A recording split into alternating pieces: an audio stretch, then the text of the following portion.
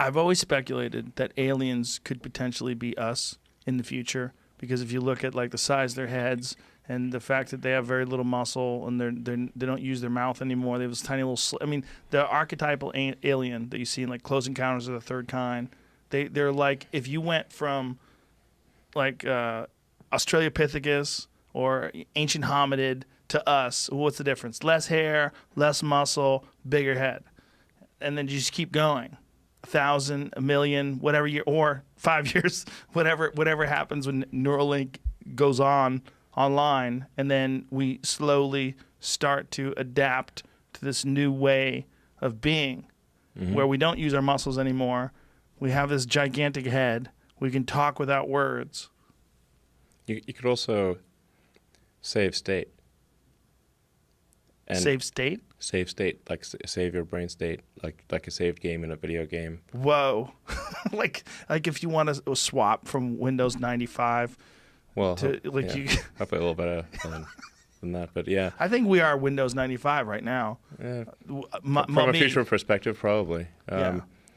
But yeah, I mean, you could save state and restore that state into a biological being if you wanted to in the future. In principle, there's like nothing like from a physics standpoint that prevents us. Now you'd be a little different, but then you're also a little different when you wake up in the morning from yesterday, and you're a little different. In fact, if you say like you 5 years ago versus you today, is quite a big difference. Yes. So you'd be substantially you. I mean, you'd certainly think you're you. But the idea of saving yourself and then transforming that into some sort of a biological state. Like you could hang out with 30-year-old you. I mean, the possibilities are endless. That's so weird. I mean, just think like how your phone you can record videos on your phone. Mm-hmm. Like there's no way you could remember a video as accurately as your phone or a camera could. So now if you've got like some version 10 Neuralink or whatever far in the future. You could recall everything, just like it's a movie. Crystal clear. Including the entire sensory experience, emotions, everything, and play it back. Do you think you'll be able to share? You can edit it. Edit it. Yeah. So you can change your past. You could change what you think was your past. Yeah. Well, so if you had like a traumatic this whole thing experience, right now could be a replayed memory. It could be. Yeah. It may be. What's the odds of this being a replayed memory? If you had to guess. It's more than 50%. There's no way to assign a probability with accuracy here. Right, but roughly. If you just had just gut instinct. Well, I don't have a Neuralink in my brain, so I'd say right now 0%.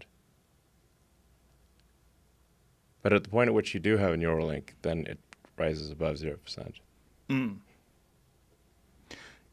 The idea that we're experiencing some sort of a preserved memory is, even though it's still the same, it's not comforting, right? For some reason, when people talk about simulation theory, they talk about the potential for this currently being a simulation. Even though your life might be wonderful, you might be in love, you might love your career, you might have great friends, but it's not comforting to know that this experience somehow or another doesn't exist in a material form that you can knock on. Feels real, doesn't it? Feels real, but if it's not, the idea that it's not is for some strange reason disconcerting. Well, yeah, I'm sure it should be disconcerting, because then if this is not real, what is? Right. But there's that old sort of thought experiment of like, how do you know you're not a brain in a vat? Now here's the thing: you are a brain in a vat. Then that vat is your skull. Yes. And everything you see, feel, hear, everything, all your senses are electrical signals. Everything is an electrical signal to a brain in a vat, where the vat is your skull. And all your hormones, all your neurotransmitters, all these things are drugs. Adrenaline's a drug. Dopamine's a drug. Sure. You're a drug factory. You're constantly changing your state with love and oxytocin and beauty. Sure. Changes your state. Great music changes your state. Absolutely.